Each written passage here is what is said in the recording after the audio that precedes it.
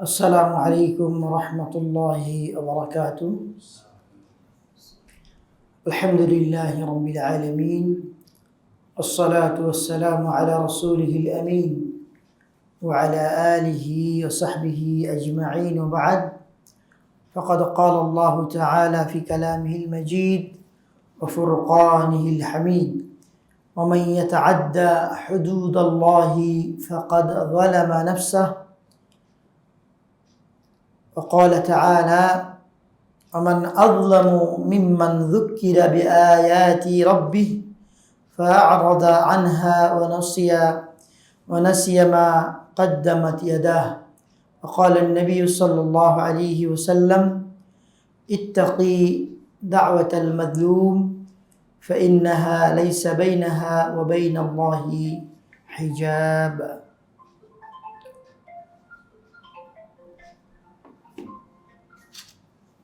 যাবতীয় প্রশংসা আল্লাহ রাব্বুল আলামিনের, যিনি আমাদেরকে এই জুমার দিনে গুরুত্বপূর্ণ একটি হালাকায় উপস্থিত হওয়ার তৌফিক দান করেছেন। আজকে আমরা উপস্থিত হয়েছি ডিএস ইসলামিক সেন্টার উত্তরায়।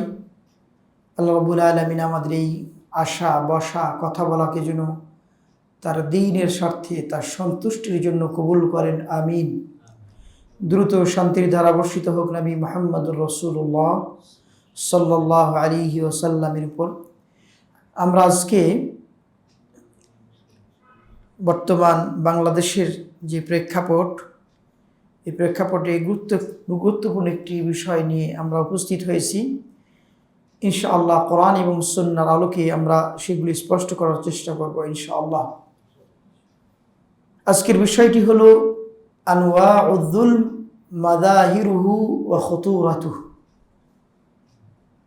অবিচার, জুলুম, অন্যায় এর প্রকারভেদ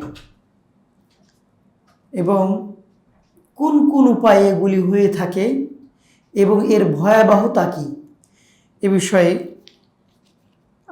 কোরআন এবং সুন্নাহ থেকে বিভিন্ন পয়েন্ট এবং এ সংশ্লিষ্ট বিভিন্ন মাসআলা উল্লেখ করার চেষ্টা করব ইনশাআল্লাহ। আল্লাহ রাব্বুল আলামিন তিনি মহাপরাক্রমশালী, তিনি আজিজ এবং সব কিছুর উপরে, সব ক্ষমতার উপরে। তো যেই মহান রব্বুল আলামিন সব ক্ষমতার উপরে, তারপরেও তিনি জুলুম, অবিচার, অন্যায়, দুর্নীতি সব কিছুকে নিজের উপরে কি করেছেন? হারাম করে নিয়েছেন। আল্লাহ তাআলা ইচ্ছা করলে তিনি অন্যের উপরে, মানে তার ইচ্ছাধীন তিনি হয়তোবা অবিচার করতে পারেন, কিন্তু তারপরেও তিনি এটিকে নিজের উপরে হারাম করে নিয়েছেন। সুতরাং পৃথিবীতে কোনো মানুষ, কোনো বান্দা কারো জন্য এটি বৈধ হতে পারে না। মানে যিনি এটা ক্ষমতা রাখেন, যার এটা অপশন রয়েছে, অবকাশ রয়েছে, তিনি হারাম করে নিয়েছেন, তাহলে অন্যের ক্ষেত্রে এটা বৈধতার সুযোগ নাই। আর আল্লাহ তাআলার ক্ষেত্রে তিনি কোনো বিষয়ে জিজ্ঞেস হওয়ার অপশন নয়। মানে কোনো ক্ষেত্রে তাকে আমরা জিজ্ঞাসা করতে পারবো না, আপনি এরকম করলেন কেন। তারপরেও তিনি কি করেছেন? ক্লিয়ার করেছেন যে না, তিনি এই জুলুম, অবিচার, অন্যায়, অনাচারের সাথে তিনি সংশ্লিষ্ট নয় এবং এটার কোনোটাকেই আল্লাহ তাআলা বৈধতা দেননি। কোরআন কারীম আল্লাহ তাআলা সূরা তালাকের মধ্যে বলেছেন, নবী সাল্লাল্লাহু আলাইহি ওয়াসাল্লাম কিভাবে তিনি তালাক দিতে হলে, স্ত্রীকে যদি তালাক দিতে চান কিভাবে তালাক দিবেন সেই প্রক্রিয়া আল্লাহ তাআলা বলে দিয়েছেন। সে প্রক্রিয়া বলার পরে আল্লাহ তাআলা সাবধান করেছেন যে আপনি নবী, আপনি রাসূল বলে সব কিছু আপনার জন্য বৈধ এমনটা নয়।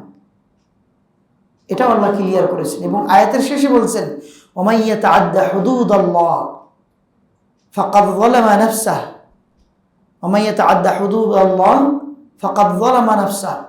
যে ব্যক্তি আল্লাহর সীমা, আল্লাহর হাদ অতিক্রম করবে, সীমালঙ্ঘন করবে, সেজন্য নিজের আত্মার উপরে কি করলো? অবিচার করলো, জুলুম করলো। তো কোরআন কারীম এভাবে আল্লাহ তাআলা সকলের ক্ষেত্রে অবিচার, অন্যায়, জুলুম করাকে কি করেছেন? নিষেধ করেছেন। আর এই জিনিসটি, এটি কোনো মানে ভালো পয়েন্ট নয় যে এটি আমাদের চর্চা করার বিষয় না, এটা পরিত্যাগ করার বিষয়, এবং এটি সুখকর কোনো বিষয় নয়, ভালো কোনো বিষয় নয়। সেজন্য আল্লাহ তাআলা বহু জায়গায় তিনি বলেছেন যে জুলুমকারীদেরকে তিনি ভালোবাসেন না। তো যেই জিনিসটা ভালোবাসেন না, এই আলোচনার মাধ্যমে কি আমরা বুঝাতে চাই যেটি বেশি বেশি চর্চা করার দরকার, নাকি এখান থেকে ফিরে আসা দরকার? ফিরে আসা দরকার।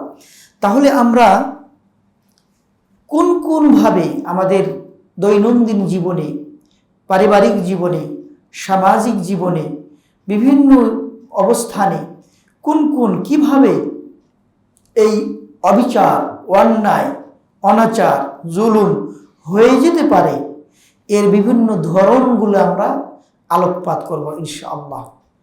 নবী সাল্লাল্লাহু আলাইহি ওয়াসাল্লাম বলেছেন ইত্তাকি, এটা হলো সিগাতুল আমর, ক্রিয়া হলো আদেশ সূচক।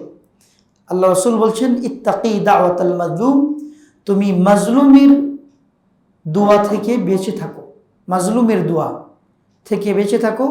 ফালাইসা বাইনাহা ওয়া বাইনাল্লাহি হিজাব, এই মাজলুমের দোয়া আর বাইনাহা ওয়া বাইনাল্লাহি হিজাব, আল্লাহ এবং মাজলুমের দোয়ার মধ্যে কোনো পর্দা নাই।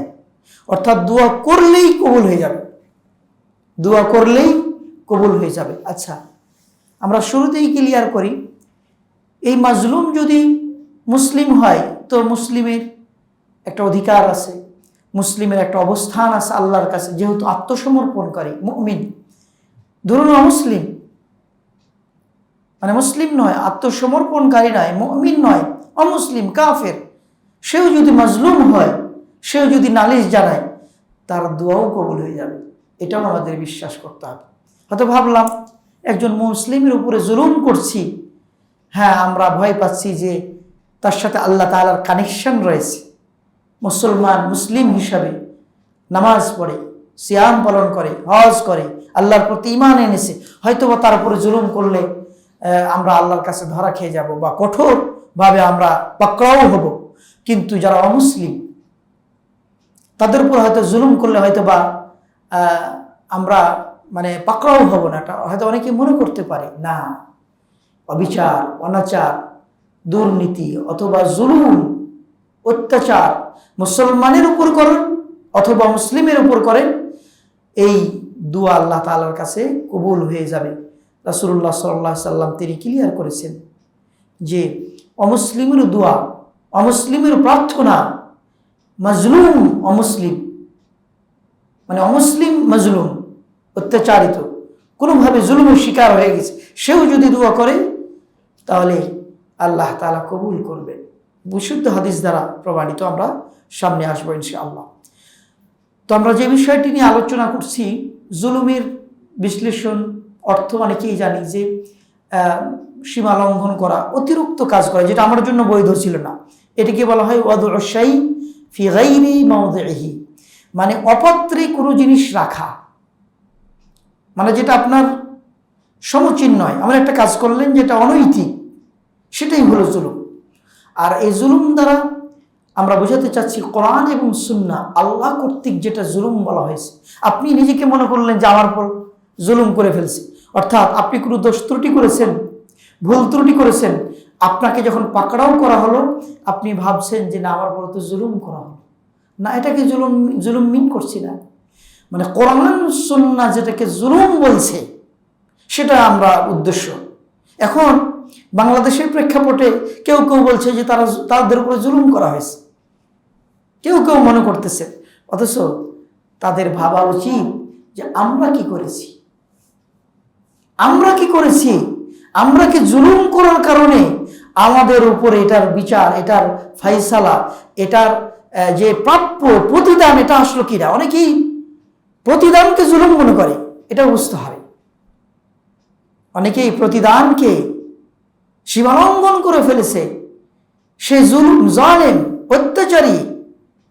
কিন্তু এর প্রতিদান যখন আল্লাহ দেওয়া শুরু করেছে, তখন কিন্তু সে মনে করেছে আমার উপরে জুলুম হয়ে গেল। না, এটা হতে পারে না। আপনার চিন্তা চেতনা অনুযায়ী জুলুম ভাবার অবকাশ নেই। মানে সুন্নাহ, কোরআন এবং সুন্নাহ, শরিয়াত যেটাকে জুলুম বলেছে সেটা জুলুম। আপনার আমার ইচ্ছায়, আপনার আমার মন গড়া ভাবে যদি ভেবে নিই যেটা জুলুম হচ্ছে, না, এটা আপনার জন্য শাস্তি হতে পারে, এটা আপনার জন্য প্রতিদান হতে পারে, যেটা আপনি অন্যায় করেছেন সেজন্য। তো সব কিছু মিলেই আমাদের জিনিসটা বুঝতে হবে।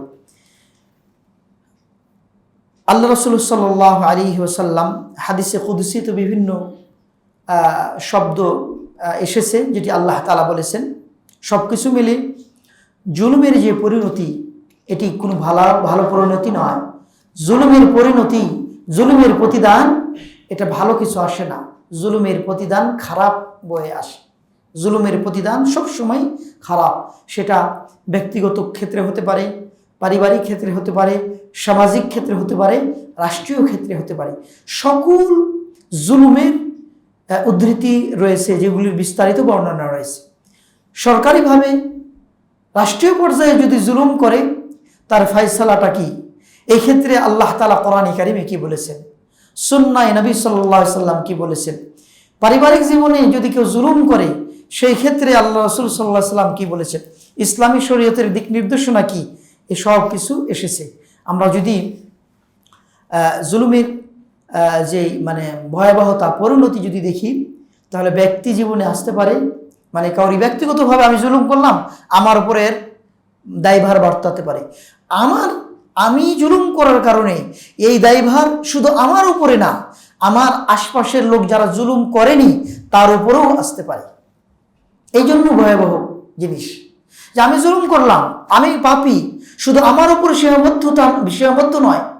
আপনি জুলুম করেন নাই, আপনি অত্যাচার, অনাচার, অবিচারের সাথে জড়িত না, তারপরও আপনার উপরে এর প্রতিদান, এর দায়ভার আসতে পারে, এর খারাপ পরিণতি আসতে পারে। কেন আসবে? আপনি ভাবছেন যে আমি তো এর সাথে সংশ্লিষ্ট নই, আমি তো এর সাথে জড়িত নয়, তাহলে আমার উপরে আসার কারণ কি? জি, কারণ আছে। আপনাকে তো আল্লাহ এমনিতেই ছেড়ে দেন নাই যে আপনি চলবেন, ফিরবেন, খাবেন, দাবেন, মসজিদে নামাজ পড়বেন, সেটা যথেষ্ট। আল্লাহ তাআলা আপনার উপরও দায়িত্ব দিয়েছে। কোনো সমাজে যদি জুলুম চলে, অত্যাচার হয়, অবিচার হয়, আপনার সাধ্য মতো বাধা দিতে হবে। সাধ্য মতো কি করতে হবে? বাধা দিতে হবে। নাহলে আপনি সেটার মধ্যে কি হয়ে যাবেন? শামিল হবে। এটা অসংখ্য উদ্ধৃতি দ্বারা প্রমাণিত। তাহলে এটা ভাবার অবকাশ নেই যে আমি তো জড়িত না, আমি তো মানে অত্যাচার করিনি, আমি তো ভালোর সাথে আছি। কিন্তু আপনিও ইকাবের সাথে, এই শাস্তির সাথে, এই খারাপ পরিণতির সাথে মানে অন্তর্ভুক্ত হয়ে যেতে পারেন। সেই জন্যই নবী সাল্লাল্লাহু আলাইহি ওয়াসাল্লাম বলেছেন, মান রাআ মিনকুম মুনকারান ফালইয়ুগাইয়িরহু বিয়াদিহি। যে ব্যক্তি খারাপ কাজ করলো, অসৎ কাজ করলো, মুনকার, গর্হিত কাজ, গর্হিত যে কাজ করলো, ইসলাম সাপোর্ট করে না, এরকম কোনো যদি কাজ করে, তাহলে অবশ্যই এই কাজ দেখে। আল্লাহ রাসূল বলছে যে শুধু করা না, মান রাআ মানে নিজে না, অন্যকে দেখলো। দেখেন আল্লাহ রাসূলের হাদিসের ভাষাগুলো যদি আমরা খেয়াল করি, তাহলে বসে থাকার সুযোগ নেই, নিজেকে আড়াল করে রাখার সুযোগ নেই যে না আমি তো এর মধ্যে নাই, ওরা করুক, ওরা মানে যতটুকু পারছে করুক। আপনাকে অংশগ্রহণ করতে হবে, পাপের সাথে নয়, পাপকে মুক্ত করার জন্য অংশগ্রহণ করতে হবে। সেজন্য একটি উদ্ধৃতি রয়েছে সূরা নিসার 107 এবং 108। নিজেদেরকে যদি কেউ ফাঁকি দেয়, তার পক্ষ অবলম্বন করার সুযোগ নেই। ধরেন কেউ কাউকে ফাঁকি দিচ্ছে, কেউ কাউর উপর অত্যাচার করছে, কেউ কাউর উপরে জুলুম করছে, কেউ কাউর উপর অনাচার করছে, কিন্তু আপনি জেনে বুঝে তাদের পক্ষ অবলম্বন করলেন। পক্ষ অবলম্বনটা বিভিন্নভাবে হতে পারে, এটা বিভিন্নভাবে হতে পারে। আপনার বিশেষ মুহূর্তে চুপ থাকাটাও তার পক্ষ অবলম্বন করা, বিশেষ মুহূর্তে চুপ থাকাও তার পক্ষ অবলম্বন করা। আবার কোনো কোনো সময় তার পক্ষে সরাসরি কথা বলা, জুলুমের পক্ষে কথা বলা নিঃসন্দেহে এটাও জুলুম, এতে কোনো সন্দেহ নেই। কোরআনে কারিমে আল্লাহ তাআলা স্পষ্টভাবে বলেছেন, ওয়ালা তুজাদিলু আনিল্লাযীনা ইখতানুনা আনফুসাহুম। আল্লাহ তাআলা বলছে যে বিভেদ করো না, ঝগড়া করো না। ওয়ালা তুজাদিল আনিল্লাযীনা ইখতানুন, যারা নিজেদেরকে খেয়ানত করেছে, অবিচার করেছে, নিজের আত্মার উপরে, নিজেদের উপর অবিচার করেছে, জুলুম করেছে, তাদের পক্ষ নিয়ে কথা বলো না। কিন্তু আমরা আমাদের সমাজে কি দেখতে পাই না যে কিভাবে নগ্নতার সাথে মানে জুলুমের পক্ষে মানুষ নিয়ে কথা বলছে, দল মত গড়ে তোলা হচ্ছে জুলুমের পক্ষে, অত্যাচারের পক্ষে। অথচ আল্লাহ তাআলা সূরা নিসার 107 এবং 108 নম্বর আয়াতে বলছেন, তারপর আল্লাহ বলছেন, ইন্নাল্লাহ লা ইউহিব্বু মান কানা খাওয়ানান আথীমা। কত কঠিন শব্দ ব্যবহার করছে আল্লাহ। ইন্নাল্লাহ লা ইউহিব, নিশ্চয় আল্লাহ তাআলা ভালোবাসেন না, পছন্দ করেন না, মান কানা খাওয়ানান আথীমা, যারা নাকি বিশ্বাস ভঙ্গকারী পাপী। দেখেন, মান কানা খাওয়ান, খাওয়ান মানে যে খিয়ানতকারী হতে পারে, বিশ্বাস ভঙ্গ করে ফেলছে, মানে সেটা শুধু চারিত্রিক দিক থেকে না, ইমানের দিক থেকে না, সর্বক্ষেত্রে হতে পারে। আপনার সমাজ পরিচালনার ক্ষেত্রে হতে পারে, পরিবার পরিচালনার ক্ষেত্রে হতে পারে, স্বামী স্ত্রীর ক্ষেত্রে হতে পারে, ভাই ভাইয়ের মধ্যে হতে পারে, পিতা পুত্রের মধ্যে হতে পারে, সকল ক্ষেত্রে হতে পারে, রাজা প্রজার ক্ষেত্রে হতে পারে। মান কানা খাওয়ানান আথীমা ইন্নাল্লাহ লা ইউহিব, আল্লাহ ভালোবাসেন না যে ব্যক্তি খাওয়ান এবং আথীম, পাপী। এবং সেই পাপী কেমন? যে বিশ্বাস ভঙ্গকারী। একজন অভিভাবকের কাজ ছিল তার অধীনস্থ সকল মানুষকে, সকল ব্যক্তিকে কি করবে? সুন্দর করে, শান্ত করে ধরে রাখবে, তার পরিবার সুষ্ঠুভাবে পরিচালনা করবে। একটা সমাজের দায়িত্ব তাই, একটা সমাজের লোক যিনি দায়িত্বশীল, উনি কি করবেন? তার অধীনস্থদেরকে সুন্দরভাবে দেখভাল করবে। একজন রাষ্ট্রপ্রধান, একজন শাসকের দায়িত্বও ছিল তাই, যে তিনি সুন্দর করে কি করবেন? পরিচালনা করবেন। সেই জন্য নবী সাল্লাল্লাহু আলাইহি ওয়াসাল্লাম তিনি স্পষ্ট করেছেন, আলা কুল্লুকুম রাইন, আলা কুল্লুকুম রাইন, তোমরা সাবধান, সতর্ক হও, আলা কুল্লুকুম রাইন, প্রত্যেকে দায়িত্বশীল। এবং প্রত্যেকের দায়িত্ব সম্পর্কে আল্লাহ রাসূল বলছেন জিজ্ঞাসিত হতে হবে। সেই জন্য আল্লাহ রাসূল বলছেন যে, আল্লাহ রাসূল বলেছেন, ইন্নাল্লাহা সাইলুন আম্মা ইস্তারআ, আল্লাহ তাআলা অবশ্যই জিজ্ঞেস করবেন যে তার অধীনস্থদের ব্যাপারে সে কি করেছে। আহাফিযা যালিকা আম দাইয়া, তার অধিকার, তার যে দায়িত্ব ছিল সে দায়িত্বকে সে কি নষ্ট করেছে, মানে দায়িত্বকে সংরক্ষণ করেছে নাকি করে নাই। হাত্তা ইউসআলুর রাজুলু আন আহলি বাইতিহি, এমনকি ব্যক্তি মানে বাড়ির কর্তা, অভিভাবক, তার বাড়ির অধীনস্থ বাসার যে সমস্ত স্ত্রী আছে, ছেলে সন্তান আছে, আরো অধীনস্থ যারা আছে, তাদের ব্যাপারে তিনি জিজ্ঞাসিত হবেন। ওয়াল ইমামু রাইন ওয়া মাসউলুন আন রাইয়াতি, তেমনি ভাবে একজন বাড়ির অভিভাবক যেমন, বাসার অভিভাবক যেমন দায়িত্বশীল, একজন একটা রাষ্ট্রের প্রধান তিনিও কি দায়িত্বশীল। এটি বুখারী মুসলিমের হাদিস, এখানে কোনো সন্দেহ নেই।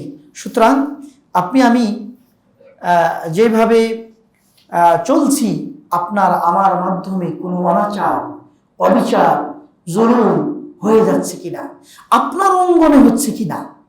আপনি ভাববেন যে না, আমি তো বিশাল কোটি কোটি টাকার মানে জুলুমের সাথে জড়িত না। না, আপনি যেমন যেইভাবে যতটুকু আপনার ক্ষমতা, সে ক্ষমতা অনুযায়ী আপনার গণ্ডের মধ্যে আপনি অবৈধ অনৈতিক বিষয়ের সাথে জড়িত আছেন কিনা। সুতরাং কোনোভাবেই পালানোর সুযোগ নেই।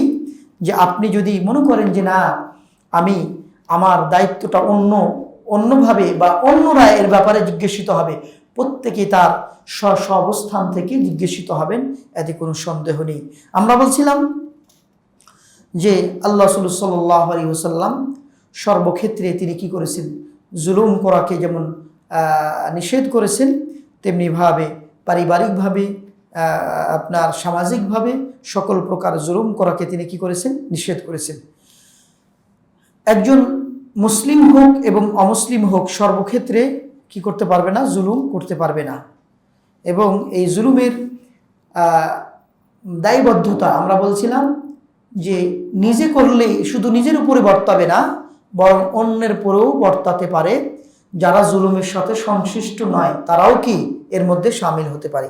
জি, আমরা জুলুমের অবস্থানটা জানলাম যে অপাত্রে কোনো জিনিস রাখা যেটা হক নয়, যেটা সত্য নয়, সেটা যদি কোনোভাবে আর বর্তায় ঘটে, পরিবর্তন ঘটে, সেটাই জুলুম হতে পারে।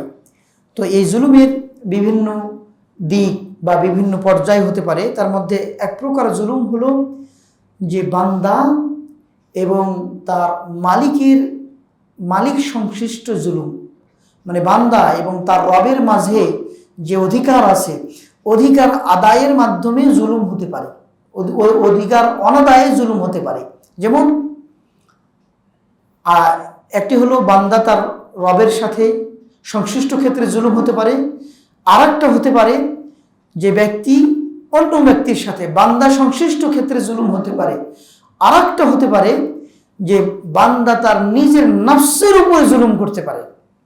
তাহলে জুলুমের কয়েকটা পর্যায় হতে পারে। এক নম্বর পর্যায় যে মালিকের সাথে, যিনি সৃষ্টিকর্তা, আমার মালিক, আমার রব, আমার প্রভু, আমার মাবুদ, তার অধিকার আদায় অনাদায়ে কি হতে পারে, জুলুম হতে পারে, অনাচার অবিচার অত্যাচার হতে পারে। আর একটা বললাম যে মানুষের অধিকারের সাথে সংশ্লিষ্ট।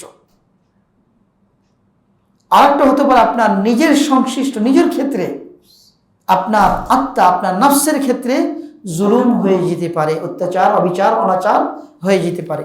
আমরা যদি প্রথম পর্যায়ে আসি যে যুলমুল আবদ ফীমা বাইনাহু বাইনাল্লাহ, বান্দা তার মালিকের সাথে, মালিকের যে অধিকার, তার বিধিবিধান আদায় অনাদায়ে জুলুম হতে পারে। আপনি দেখুন,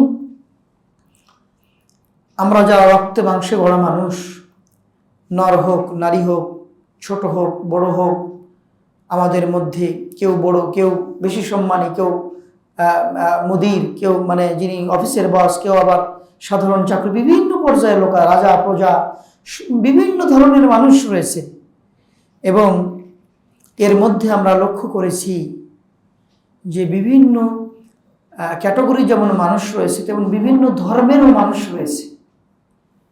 বিশেষ করে যারা ধর্মে বিশ্বাসী, তারা কিন্তু নাস্তিকতার পথ বেছে নেয় না। কিন্তু যারা ধর্মকে ডিনাই করে, ধর্মকে প্রত্যাখ্যান করে, সেটা হিন্দু ধর্ম হোক, খ্রিস্টান হোক, ইহুদি হোক, বা মুসলমান ছিল এক সময় মোরতাদ অর্থাৎ ইসলাম ধর্ম ত্যাগ করেছে, এরকম হতে পারে। তো আল্লাহ তাআলাকে সরাসরি অস্বীকার করা, এটা জুলুমের মধ্যে বড় পর্যায়ের জুলুম।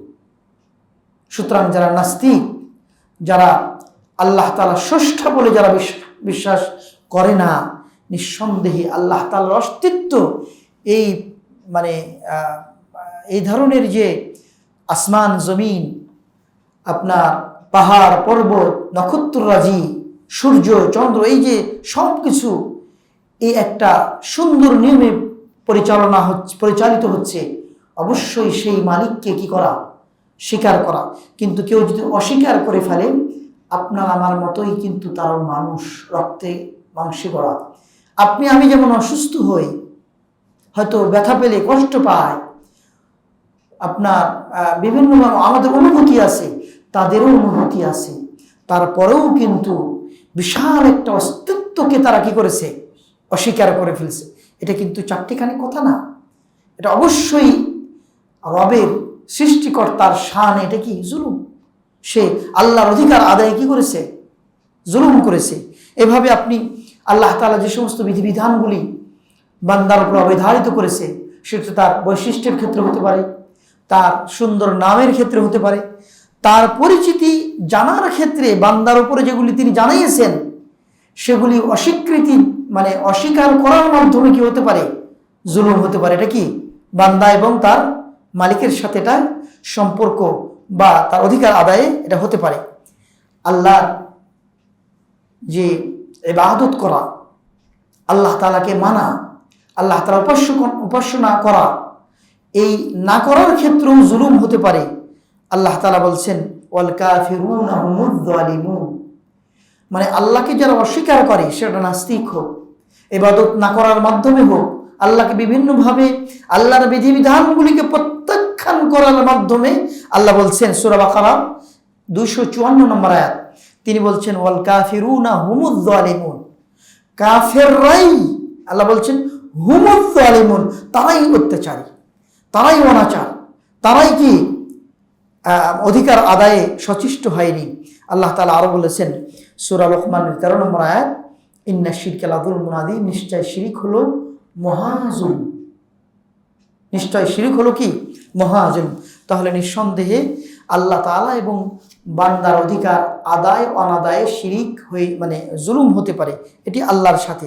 আল্লাহ তাআলার যে বিধিবিধানগুলি আছে, ধরুন আল্লাহ তাআলা আপনার আমার উপরে সালাত ফরজ করেছেন, যাকাত ফরজ করেছেন, যাকাত দেওয়া, সম্পদ থাকলে হজ করা ফরজ করেছেন, উমরা করা ফরজ করেছেন।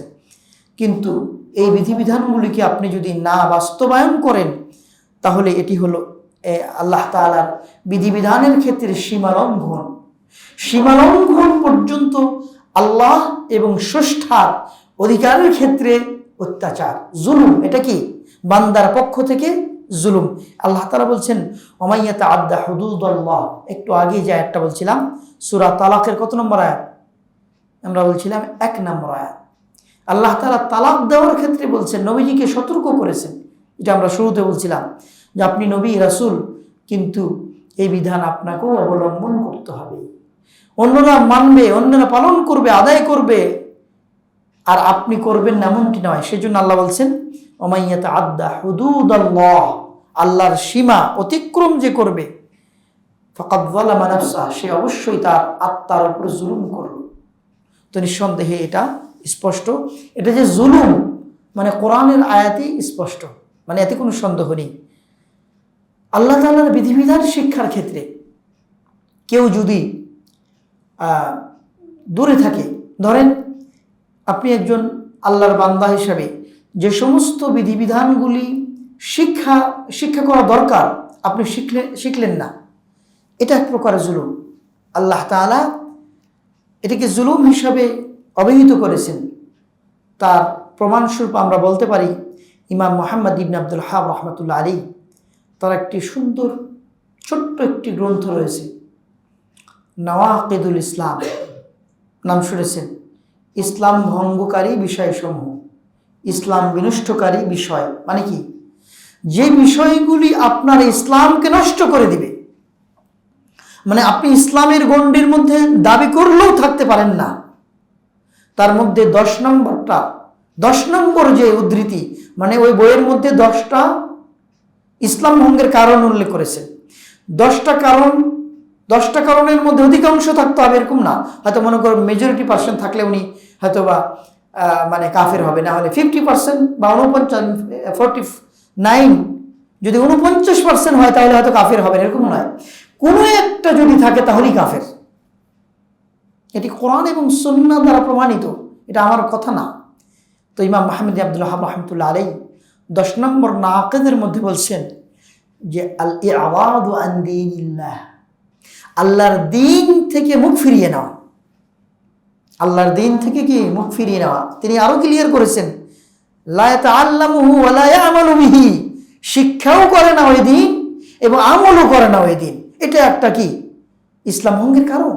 আপনি বলবেন আমি তো জানি না, আমি তো এটা আমার মানে অবগতিতে ছিল না, কিন্তু এই জন্যে বিশ্ববরণ্য স্কলার বর্তমান যুগে 2-1জনের নাম বলতে পারেন? সৌদি আরবের একজন স্কলার বেঁচে আছেন, সালেহ আল ফাউজান। জি মাশাআল্লাহ। তো আমি যে সালেহ ফাউজান, ওনার একটা উক্তি আমি করতে চাচ্ছি। উনি বলছেন কেউ যদি এই নাকেদগুলি থাকার কারণে, ইসলাম ভঙ্গের কারণগুলি থাকার কারণে সে জানে না যে তার মধ্যে এই ইসলাম ভঙ্গের, তারপরেও সে কাফের। 10 নম্বর কারণ বিশ্লেষণ করতে গিয়ে উনি বলছেন যে আমার জানা নাই যে এটা যে ইসলাম ভঙ্গের কারণ, এটা আমার জানা নাই, আমি অজ্ঞ, তো এটা ওজর পেশ করলে চলবে না। কারণ আল্লাহ তাআলা কি বলেছেন? আল্লাহ তাআলা বলেছেন যে ওই যে তাবুক যুদ্ধে যখন বিদ্রোহ করে ফেললো কিছু কারি আল্লাহ রাসূলের সাহাবা ইকরামকে নিয়ে, তখন কোরআনের আয়াত নাজিল হয়ে গেল, কুল আবিল্লাহি ওয়া আয়াতি ওয়া রাসূলিহি কুনতুম তাস্তাহজিউন, তোমরা কি আল্লাহ এবং তার আয়াত কোরআন কারীম এবং রাসূল নিয়ে হাসি ঠাট্টা করছিলে? ফাকাদ কাফারতুম বা'দা ঈমানিকুম, তোমরা ঈমান আনায়নের পরে কাফের হয়ে গেছো। মানে এখানে ওজর পেশ করার আর কি নেই, সুযোগ নেই। এখন ওখানে আল্লাহ রাসূল সাল্লাল্লাহু আলাইহি সাল্লামকে ওই ব্যক্তি এসে বলছে যে আল্লাহ রাসূল, আমি তো হাসটা কুননা নাখুদু ওয়া নালআবু, আমরা তো এটা হাসি ঠাট্টা করছিলাম, মানে এটা সিরিয়াসলি আমরা ভাবি নাই। তারপরেও আল্লাহ তাআলা বলছেন ফাকাদ কাফারতুম বা'দা ঈমানিকুম, তোমরা ঈমান আনায়নের পরে কি করেছো? কুফরি করেছো। তো কেউ যদি মনে করে যে না এটা আমার জানা ছিল না, সেজন্য কিছু উলামা ইকরাম বলেছেন যে অজ্ঞতা, জাহালাত, এটা কি মানে পার হয়ে যাওয়ার কারণ, মানে উপযুক্ত কারণ কিনা। আমি অনেক ক্ষেত্রে জানি না এটা পার পেয়ে যাওয়া মানে মাফ পেয়ে যাওয়ার কারণ কিনা। অনেকেই বলছে না, সকল ক্ষেত্রে মাফ পাবেন না আপনি, আমি জানি না বলে মাফ পাবেন না সকল ক্ষেত্রে। কারণ আপনি অহরহ আপনি ইসলাম ভঙ্গের কারণের সাথে জড়িত, আর ভাববেন যে না আমি কি বলে যে আমি জানি না। তো যেটা বলছিলাম, ওয়াল কাফিরুনা হুমুয যালিমুন, নিশ্চয় যারা কাফির তারা অত্যাচারী। এবং আল্লাহ রাসূল সাল্লাল্লাহু আলাইহি সাল্লামের উপরে যে কোরআন আয়াত সূরা লুকমানের 13 নম্বর আয়াত, যে নিশ্চয় শিরক এটা কি অত্যাচার এবং মহাজুলম। তারপরে বলছিলাম দিন থেকে মুখ ফিরিয়ে নেওয়া, এটা আল্লাহ তাআলা স্রষ্টা হিসাবে তিনি আপনার আমার উপরে যে সমস্ত বিধিবিধানগুলো ফরজ করেছেন, এগুলি থেকে যদি আমি মুখ ফিরিয়ে নিই, তাহলে এটা কিন্তু আল্লাহর বিধিবিধানের ক্ষেত্রে জুলুম হয়ে গেল। আমি বান্দা হিসাবে জুলুম করলাম, কিন্তু আমরা অনেকেই জানি না। দলিল কি? আমি আল্লাহ তাআলার অধিকার অনাদায়ে, আল্লাহ তাআলা যে সমস্ত বিধিবিধান তিনি আমাদের উপর অর্পণ করেছেন, অবধারিত করেছেন, অব্লিগেশন আবশ্যক করেছেন, সেগুলো যদি না আদায় করি, না লালন করি, তো আমরা কিভাবে মানে এগুলি মুখ ফিরানোর কারণে আমি জালেম হয়ে যাব, অত্যাচারী হয়ে যাব। তার প্রমাণ হলো সূরা কাহফের 57 নম্বর আয়াত। আল্লাহ বলছেন ওমান আযলামু মিম্মান যুক্কিরা বিআয়াতি রাব্বিহি, মানে ওই ব্যক্তির চেয়ে অধিক জুলুমকারী, অধিক অনাচারী, অধিক অত্যাচারী আর কে আছে? মিম্মান যুক্কিরা বিআয়াতি রাব্বিহি, তার রবের আয়াত দিয়ে যখন উপদেশ দেওয়া হয়, মানে তাকে যখন বলা হয়, তাকে যখন সংশোধন করা হয়, উল্লেখ করা হয়, স্মরণ করিয়ে দেওয়া হয়, ফাআরাদা আনহা, তারপরেও সে মুখ ফিরিয়ে রাখে। তাকে যখন বলা হলো এটা বিশুদ্ধ মানহাজ, এটা বিশুদ্ধ আকীদা, এটা হলো দ্বীন, এটা হলো ওয়াজিব, এটা হলো হারাম, এটা হলো আপনার রুকুন, এগুলি করা উচিত, এগুলি করা উচিত নয়, এগুলি স্পষ্ট করার পরেও অনেকেই এগুলি থেকে মুখ ফিরিয়ে রাখে। অথচ আল্লাহ তাআলা বলছেন ফাআরাদা আনহা, স্মরণ করার পরেও সে যখন মুখ ফিরিয়ে রাখে বা মুখ ফিরিয়ে থাকে, ওয়ানাসিয়া মা কাদ্দামাত ইয়াদা, আল্লাহ রাসূল সাল্লাল্লাহু আলাইহি ওয়াসাল্লামের উপরে এই কোরআন আয়াত দ্বারা স্পষ্ট হয়, আল্লাহ তাআলা যে কোরআন নাজিল করেছেন এখান থেকে স্পষ্ট হয় সূরা কাহফের 57 নম্বর আয়াত থেকে, যে কেউ যদি আল্লাহ তাআলার বিধিবিধান থেকে মুখ ফিরিয়ে নেয়, তাহলে এটাও এক প্রকার জুলুম। এটা আল্লাহ এবং তার বান্দার মধ্যে যে অধিকারের ক্ষেত্রে জুলুম। তাহলে বান্দা তার রবের অধিকার আদায়ে জুলুম হয়ে যেতে পারে। আরেকটা বিষয়, কেউ যদি আল্লাহর বিধিবিধান পালন করতে কাউকে বাধা দেয়, সেটা মসজিদে হোক বা সামাজিকভাবে, পারিবারিকভাবে ভালো কিছু কাজ হতে কেউ যদি বাধা দেয়, সব বাধা দেয়, তাহলেও এটা এক প্রকার জুলুম। আল্লাহ তাআলার অধিকার, একজন মানুষ দাওয়াতি কাজ করবে, তিনি ইসলামের কাজ করবে, এই বিধিবিধানগুলি ছড়িয়ে দিবে, এক্ষেত্রেও কেউ যদি বাধা দেয় অবশ্যই এটা এক প্রকার জুলুম, এটা আল্লাহ এবং বান্দার ক্ষেত্রে জুলুম। এটির দলিল রয়েছে সূরা বাকারার 114 নম্বর আয়াত, ওমান আযলামু মিম্মান মানাআ মাসাজিদাল্লাহি আইয়ুযকারা ফিহা ইসমুহু ওয়া সাআ ফি খারাবিহা উলাইকা মা কানা লাহুম ইয়াদখুলুহা ইল্লা খাইফিন। আর দলিল রয়েছে আরেক প্রকার জুলুম হতে পারে যেই বিধিবিধান আল্লাহ তাআলা আপনারা আমার জন্য দিয়েছেন কোরআন এবং সুন্নাহর মাধ্যমে, এটিকে কেউ যদি বাস্তবায়ন না করে, যার ক্ষমতা রয়েছে, যার মানে সক্ষমতা রয়েছে, তাহলে এটা এক প্রকার জুলুম, এটাও এক প্রকার জুলুম। আপনার আমার কাছে দায়িত্ব রয়েছে, সে দায়িত্ব হলো আপনি আল্লাহ তাআলার বিধিবিধানকে আপনার অধীনস্থদের উপর এটিকে বাস্তবায়ন করবেন, তাতবিক দিবেন। এটি যদি না করেন অবশ্যই এটাও এক প্রকার কি জুলুম, এতে কোনো সন্দেহ নেই। প্রিয় উপস্থিতি, এক্ষেত্রে কোরআন আয়াত সূরা মাইদার 45 নম্বর আয়াত, আমান লাম ইয়াহকুম বিমা আনজালাল্লাহ ফাউলাইকা হুমুয যালিমুন, যারা আল্লাহ তাআলার বিধিবিধান ছাড়া অন্যভাবে মানে দেশ পরিচালনা করে তাহলে অবশ্যই তারা জালেম। এই ক্ষেত্রে বিভিন্ন উদ্ধৃতি রয়েছে এবং বিশ্লেষণ রয়েছে। তো আরেক প্রকার, তাহলে আমরা এই জুলুম, অনাচার, অবিচার তিনটা ধরন আমরা বলছিলাম। এক ধরন কি আল্লাহ তাআলার শান, আল্লাহ তাআলার অধিকার আদায় অনাদায় হতে পারে। আরেক প্রকার বান্দার সাথে, আমি একজন বান্দা, আরেক বান্দার অধিকার আদায় অনাদায় হতে পারে জুলুম। এই বিষয়গুলিতে আমরা অনেকেই গাফেল, বেখবর, আমরা উদাসীন, আমরা অন্যের প্রতি জুলুম করছি। আপনি আপনার অফিসে হয়তো বা জুলুম করছেন, আপনি আপনার বাসায় পর্যন্ত জুলুম করছেন, আপনি রাস্তাঘাটে চলতে গিয়েও জুলুম করছেন, আপনি যেখানে সবচেয়ে কাছের যে যানবাহন রিক্সা অনেক সময় জুলুম করেন। আপনি এক জায়গায় যাবেন, আপনি বললেন না, কোথায় যাবেন বললেন না, রিক্সায় চড়ে উঠে বসলেন। সে বেচারা বলছে কোথায় যাবেন, আপনি বললেন অমুক জায়গায়, কিন্তু নির্দিষ্ট ঠিকানা দিয়ে সুন্দরভাবে হয়তো সেই এলাকা না যেতেও পারে, উনি তার আগ্রহ না হতেও পারে, যে টাকা তাকে দিবেন সে টাকা না যেতেও পারে। তো আপনি ভাবছেন যে না, এখানে জুলুমের কি আছে, উনি তো ছোট পদের মানুষ, তাকে তো আল্লাহ বেশি সম্মানই করেন নাই। জি, সেই মানুষটার ক্ষেত্রেও কি জুলুম হয়ে যেতে পারে। এই বিষয়গুলো কি করতে হবে, অবশ্যই আমাদের খেয়াল করতে হবে। বান্দার অধিকার আদায়ে জুলুম হতে পারে ইরতিকাবুয যুনুব ওয়াল মাআসি ওয়া ইত্তিবাউশ শাহওয়াত, এটা আপনার আরেকটা প্রকার। তো বান্দা সংশ্লিষ্ট যে জুলুম হতে পারে, অত্যাচার, অনাচার, অবিচার হতে পারে, এটি ধন সম্পদের ক্ষেত্রে হতে পারে। আল্লাহ তাআলা সকল মানুষের বয়স একরকম দেন নাই। আপনার ছোট ভাইটা আপনার আগে চলে যেতে পারে। আপনার ছোট ভাই যদি আপনার আগে মৃত্যুবরণ করে, তার ছেলে যদি অপ্রাপ্ত বয়স্ক হয়, ধরুন আপনার ভাতিজা, কিন্তু আপনার ভাই যখন দুনিয়া থেকে চলে গেল, তার সম্পদ তার যে রেখে যাওয়া সম্পদ, সেটাকে যদি আপনি কুক্ষিগত করে, আপনি অনাচার, অবিচার, জুলুম করে আপনি যদি দখল করে নেন, জোর দখল করে নেন, অবশ্যই এটা জুলুম। আমাদের সমাজে আমরা বিশেষ করে বাবা মারা যাওয়ার পর বা মারা যাওয়ার আগেও আমরা দেখতে পাই সামাজিকভাবে বিভিন্ন জুলুম হচ্ছে। এটাকে অনেকে জুলুম মনে করি না। ভাইয়ের অধিকার হলো বোনের কি ডবল। আল্লাহ তাআলা কি বলেছেন, লিযাকারি মিসলা হাদ্দিল উনসাইন, মহিলার তুলনায় ছেলেদের কি 2 ভাগ।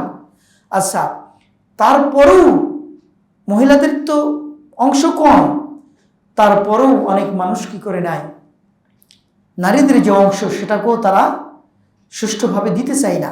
আপনি কি মনে করবেন যেটা জুলুম না? মিরাজ আদায়ে জুলুম না? আপনার বোনদের প্রতি অবিচার করলেন না? এটা শুধু মিরাজ কেন, বিভিন্ন ক্ষেত্রে হতে পারে। আপনি আপনার যে অধিকার সেটা যদি সুন্দরভাবে আপনি আদায় না করেন, সম্পদের ক্ষেত্রে আপনি যে কারোরই মাল, আপনি এতিমের মাল হোক অথবা অন্য কারো মাল হোক, সম্পদ হোক, এটা যদি আপনি জোরপূর্বক নিয়ে ফেলেন, কলাকৌশল, জোরপূর্বক না, কলাকৌশল যদি আপনি নিয়ে নেন, সেটাও এক প্রকার জুলুম। আল্লাহ রাসূল সাল্লাল্লাহু আলাইহি ওয়াসাল্লাম তিনি বলছেন, বুখারী মুসলিম শরীফের হাদিস, মান যালামা কাইদা শিবরিন মিনাল আরদি তাওয়াকাহু মিন সাব'i আরাদিন, যে ব্যক্তি এক বিঘত পরিমাণ জমিন কাউরি আপনার দখল করে নিবে, আল্লাহ রাসূল বলেছেন যে 7 তবক জমিনকে তার গলায় ঝুলিয়ে দেওয়া হবে। নাউজুবিল্লাহ। এটা কি জুলুম না? যে আপনি অন্যের জমিন অল্প, এটা এক বিঘত বলতে অল্প বোঝানো হয়েছে, অল্প পরিমাণ যদি নিয়ে নেন, আপনি হাজার হাজার বিঘা না, অল্প পরিমাণ যদি আপনি দখল করে নেন, তারপরেও কি আপনি অত্যাচারী। এখন প্রশ্ন ওঠে, দেশের প্রেক্ষাপটে আমরা এই সবেমাত্র আমরা জানলাম বাংলাদেশের গুরুত্বপূর্ণ 6টি ব্যাংকের যে দেউলিয়া হয়ে গেছে, কিসের কারণে? আমরা কিছু মানুষের নাম শুনতে পাই, হাজার হাজার কোটি টাকা তারা। আমাদের এই সংখ্যাগুলো বলতেও আমরা ভয় পাই, এত বড় সংখ্যা আমরা কল্পনা করি না এত টাকার মালিক হব আমরা। কিন্তু এই টাকাগুলি হাজার হাজার মানুষের টাকা, এই সম্পদ তারা একজন দুইজনে তারা কি করেছে? কুক্ষিগত করে ফেলেছে। এটা কি জুলুম নয়? আপনি ভাববেন যে এটা তো আমার পক্ষের লোক, এটা তো আমার কাছের লোক, এটা তো আমাকে বাঁচায়, এটা তো আমাকে সাহায্য করে, এই কারণে আপনি সুযোগ দিলেন। কিয়ামতের দিন কি আপনি আপনার পালানোর অবকাশ থাকবে? আপনি ছাড় পাবেন? আল্লাহ রাসূল সাল্লাল্লাহু আলাইহি ওয়াসাল্লাম তার নিজের মেয়ের ক্ষেত্রে বলেছেন, আপনারা হাদিস তো জানেন, মাখজুমি গোত্রের একজন মহিলা, সম্ভ্রান্তশালী ঘরের একজন মহিলা চুরি করেছিল। কুরাইশদের যারা লিডার তাদের উদ্বিগ্ন করে ফেললো যে আমাদের মান সম্মান ধূলিসাৎ হয়ে যাবে তার যদি বিচার হয়। তারা চিন্তা করলো কাকে দিয়ে সুপারিশ করা যায় নবীর কাছে, নবী সাল্লাল্লাহু আলাইহি ওয়াসাল্লামের কাছে। ঘটনা আপনারা হয়তো অনেকেই শুনেছেন। তো সেই মহিলা চুরির মানে বাস্তবায়ন যেন না হয়, মানে তার যেন হক কায়েম না হয়, সেজন্য কুরাইশরা নবী সাল্লাল্লাহু আলাইহি ওয়াসাল্লামের খুব কাছের মানুষ ওসামা বিন যায়েদ রাদিয়াল্লাহু তাআলাকে কি করলেন? তারা ধরলেন যে সুপারিশ করার জন্য। আল্লাহ রাসূল সাল্লাল্লাহু আলাইহি ওয়াসাল্লাম তাদের এই সুপারিশ শুনে আশ্চর্যান্বিত হলেন এবং তিনি আল্লাহ রাসূল সাল্লাল্লাহু আলাইহি ওয়াসাল্লাম বললেন যে আতাশফা ফি হাদ্দিন মিন হুদুদিল্লাহ, হে ওসামা, তুমি যে নালিশটা নিয়ে এসছো, যে সুপারিশ নিয়ে এসছো, আল্লাহ তাআলার হদের ক্ষেত্রে তুমি কি মানে সুপারিশ করতে এসেছো? আল্লাহ রাসূল সাল্লাল্লাহু আলাইহি ওয়াসাল্লাম তাকে যখন ধমক দিলেন এবং বললেন, খুতবায় দাঁড়িয়ে যে বললেন যে ইন্নামা আহলাকা আল্লাযীনা মান কানা ক্বাবলাকুম, তোমাদের পূর্বে যে জাতি ধ্বংস হয়েছে একমাত্র কারণ ছিল ইযা কানু আন্নাহুম কানু ইযা সারাকা ফীহিম শরীফ তারাকু, তাদের মধ্যে যখন সম্ভ্রান্তশালী ব্যক্তি হয় তখন চুরি করে তাদেরকে ছেড়ে দেয়। ইযা সারাকা ফীহিম শরীফ, শরীফ হলো সম্মানিত ব্যক্তি, যখন চুরি করে তারাকু, তাকে কি করে? ছেড়ে দেয়। আজকে আমরা দেখেছি কত বড় বড় ব্যক্তি বড় বড় চুরি করেছে, ব্যাংক ডাকাতি করেছে, বাংলাদেশ ব্যাংক থেকে টাকা নিয়েছে, অমুক ব্যাংক থেকে টাকা নিয়েছে, অমুক ব্যাংক থেকে টাকা নিয়েছে। এবং এটি কি সরকারের জানা ছিল না? অবশ্যই জানা, কিন্তু আপনি বিচার করেন নাই কেন?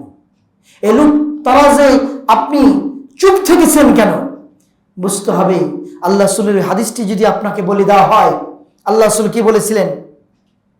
আল্লাহ রাসূল বলেছিলেন, জুয়াইমুল্লাহ, আল্লাহর শপথ করে বলছি, লাউ আন্না ফাতিমা বিনতে মুহাম্মাদিন সারাকাত লাকাতআতু ইয়াদাহা, আমি মুহাম্মদ, আমার মেয়ে ফাতিমা যদি চুরি করত, আমি তার হাত আমি নিজে কেটে দিতাম। চিন্তা করেছেন? ওই মাখজুমি গোত্রের সেই মহিলা সম্মান আর নবী সাল্লাল্লাহু আলাইহি ওয়াসাল্লামের মেয়ের সম্মান কি সমান?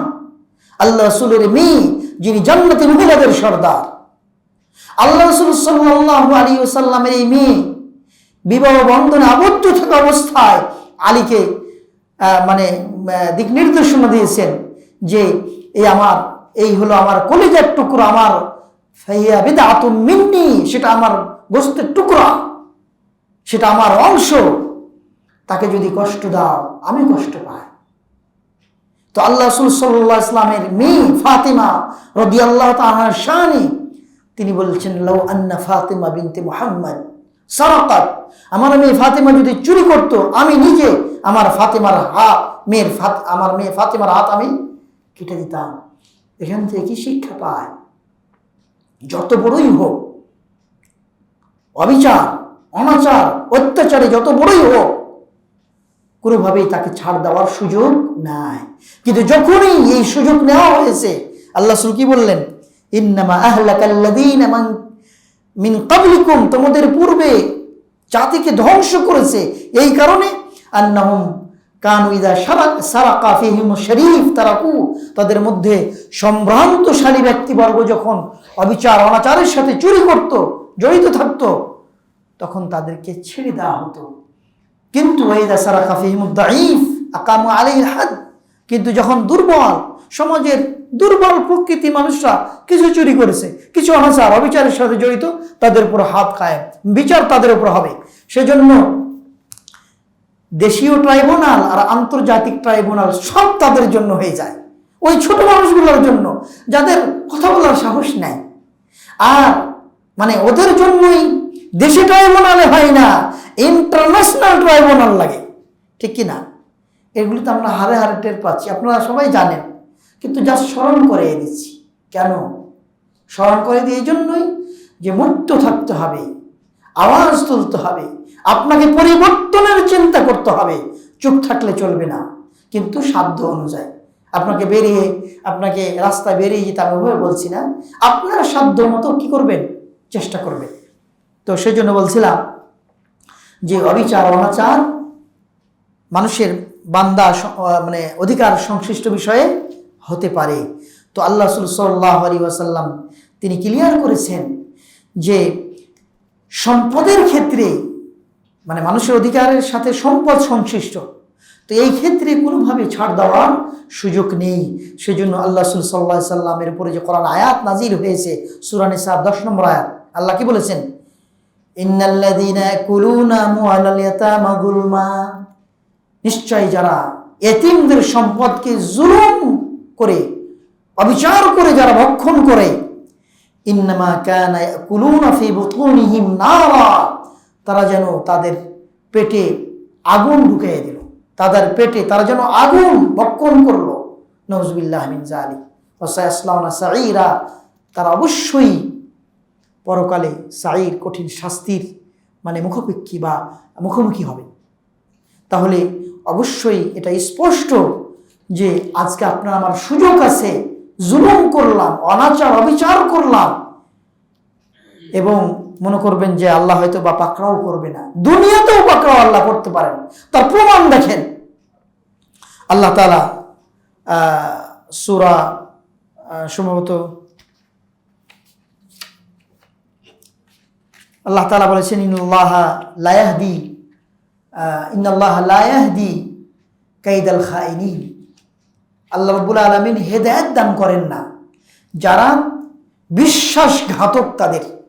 খেয়াল করেন, সম্পদে বিশ্বাসঘাতক, চারিত্রিকভাবে বিশ্বাসঘাতক, আপনার প্রজাদের দায়িত্বে আপনি বিশ্বাসঘাতকতা করেছেন। কোরআনের আয়াত, নিঃসন্দেহে আল্লাহ তাআলার প্রত্যেকটা আয়াত আল্লাহ তাআলা বলছেন, আমান আসদাকু মিনাল্লাহি হাদিসা, আল্লাহর চেয়ে অধিক সত্যবাদী কে? আল্লাহ বলেন নাই? তো আল্লাহ তাআলার এই কথাগুলি কি আল্লাহ যখন কোরআন আকারে নাজিল করেছেন, আল্লাহর কালাম, অসত্য হওয়ার সুযোগ নেই। আমান আসদাকু মিনাল্লাহি কিলা, আল্লাহর চেয়ে অধিক সত্য কথা আর কে বলতে পারেন? সূরা ইউসুফ আয়াতটা বলছিলাম, সূরা কি ইউসুফের কত নম্বর আয়াত? 52 নম্বর আয়াত। আল্লাহ বলছেন, ওয়া আন্নাল্লাহা লা ইয়াহদি কাইদাল খাইনিন, যারা বিশ্বাসঘাতক তাদেরকে আল্লাহ হেদায়েত দান করেন না, অর্থাৎ সফল হতে দেন না। আপনি আজকে মনে করলেন যে কোটি কোটি টাকা আমি সম্পদ করে ফেলছি, অমুক কোম্পানি বানিয়ে ফেলছি, বড় বড় কোম্পানির মালিক না হলে তো আমি মানে আমার 2-4টা প্রজন্ম খেতে পারবে, অনেকেই মনে করে। আমি খাবো, আমার আরেকটা প্রজন্ম, ছেলে সন্তান নাতি অনেকেই খাবে। কিন্তু কিভাবে আল্লাহ তাআলা ধরো খাইয়ে দেয়। আজকে আমরা স্পষ্ট আমাদের কাছে আল্লাহ তাআলা দৃষ্টান্ত স্থাপন করেছে মাত্র 1 সপ্তাহের মধ্যে। 1 সপ্তাহের মধ্যে আমরা স্বপ্নেও এত বড় আশা করতে পারতাম না। হয়তোবা স্বপ্ন তো একটা লিমিট থাকতে হবে, হয়তোবা যে স্বপ্নের মধ্যেও অবিশ্বাসযোগ্য কিছু ঘটনা ঘটে, কিন্তু ওটাও বিশ্বাস, স্বপ্নটাও বিশ্বাস হয় না যে এত ঘটনা ঘটতে পারে, কিন্তু সেটা বাস্তবে ঘটে গেল। আপনি কখনো কল্পনা করেছিলেন এই জুলুম অত্যাচারীদেরকে আল্লাহ তাআলা এইভাবে শাস্তি দিতে পারেন? এত দ্রুত আল্লাহ তাআলা পাকড়াও করতে পারেন, এত নাস্তেনাবুদ করতে পারেন সামান্যভাবে বালকদের মাধ্যমে, ছোট্ট ছোট্ট মানুষদের মাধ্যমে। তাহলে আমি জাস্ট ঘটনা প্রবাহের সাথে মিলাচ্ছি আয়াতগুলাকে, আপনি খেয়াল করেন। আমি এজন্যই আপনাকে ঘটনার সাথে মিলাচ্ছি যে হয়তো আপনি ভুলে যাবেন 10 দিন পর, 20 দিন পর, 1 মাস পর, 2 বছর পর আপনি নিজেই উদ্ধত হয়ে যেতে পারেন, আল্লাহ তাআলা আপনাকেও চেঞ্জ করে দিতে পারেন। কিন্তু স্মরণ রাখতে হবে আল্লাহর পাকড়াও কেউ রোধ করতে পারে না, কেউ বাধা দিতে পারে না। সেজন্য আমাদের বিশ্বাস করতে হবে তিনি কাদির, তিনি আজিজ, পরাক্রমশালী। আল্লাহর চেয়ে কেউ কি শক্তিশালী আছে? আপনি আমাকে, আপনাকে, অন্যকে ঠকায় চাপা দিয়ে রাখতে পারে, কিন্তু আল্লাহর পরিকল্পনা, আল্লাহর পরিকল্পনা মহা পরিকল্পনা, সেই পরিকল্পনা দুনিয়ার কেউ জানতো না। না হলে দেখেন কত শক্তিশালী আমাদের দেশের বিভিন্ন দল উপদল রয়েছে, বিভিন্ন গ্রুপ রয়েছে রাজনৈতিক, তারা কত চেষ্টা করেও সম্ভব হয়নি।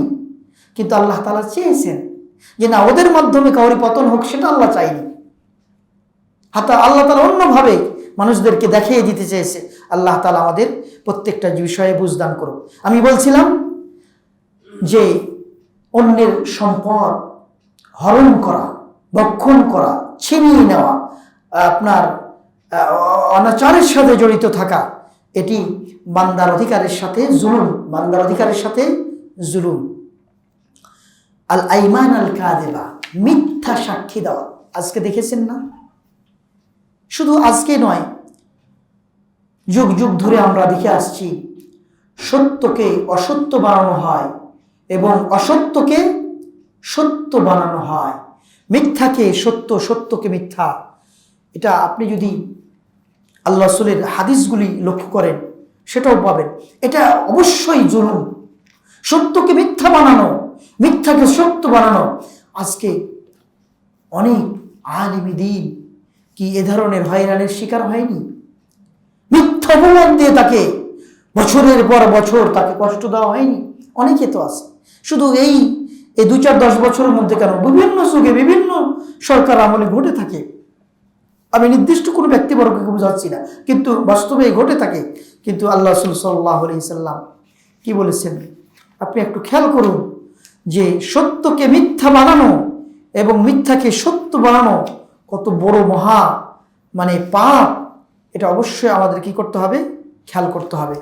বিভিন্ন উদ্ধৃতি রয়েছে, আল্লাহ রাসূল সাল্লাল্লাহু আলাইহি ওয়াসাল্লাম তিনি বলেছেন যে সায়াতি আলান নাস সানাওয়াতুন খাদ্দাআত, মানুষের এমন এক সময় মানুষের কাছে উপস্থিত হবে, এমন একটা সময় মানুষ উপনীত হবে যে ধোঁকা আর ধোঁকা, সমাজে ধোঁকা। কিভাবে? ইউসাদ্দাকু ফিহাল কাযিব, মিথ্যাবাদীকে সত্য বলে তাকে উঠানো হবে, পরিচয় করে দেওয়া হবে। আজকালকার আমাদের হাইকোর্ট বলেন আর সুপ্রিম কোর্ট বলেন, এটা যে জুলুম দেখেন, যেখানে সুপ্রিম কোর্ট, সুপ্রিম পাওয়ার যেখানে রয়েছে, সেখানে সত্যকে মিথ্যা, মিথ্যাকে সত্য বানানো হচ্ছে না। এটাকে কেউ অস্বীকার করতে পারবে না। আমরা স্বচক্ষে দেখছি, আপনারা তো আরো অনেক কিছু দেখেছেন। আল্লাহ রাসূল বলেছেন, এটি হাদিস ইবনে মাজাতে এসেছে, ইমাম আলবানী রাহমাতুল্লাহ আলাইহি বিশুদ্ধ বলেছেন, ইউসাদ্দাকু ফিহাল কাযিবু ওয়া ইউকাযযিবু ফিহাস সাদিকু, সত্যবাদীকে মিথ্যা প্রতিপন্ন করা হবে আর মিথ্যাবাদীকে সত্য বলে অভিহিত করা হবে বা চিহ্নিত করা হবে। বাস্তবে তাই। আমি যখন সৌদি আরবের কোর্টগুলা, মাহকামাগুলিতে অনুবাদ করতে যেতাম, মসজিদে নববীর যে সমস্ত ইমাম, তাদের মধ্যে অনেকেই জজ, যেমন শেখ মসজিদ নববীর ইমাম আব্দুল মুহসিন আল কাসিম, মসজিদ মদিনা হাইকোর্টের জজ শেখ আব্দুর রহমান কি সালাহ আল বুদাইর, তিনি জজ, হোসাইন আল শেখ মসজিদ নবীর ইমাম এবং জজ, আমি নিজে তাদের অনুবাদ করেছি। তো দেখতাম সুবহানাল্লাহ, বিচার ব্যবস্থা আলহামদুলিল্লাহ এখনো ভালো আছে।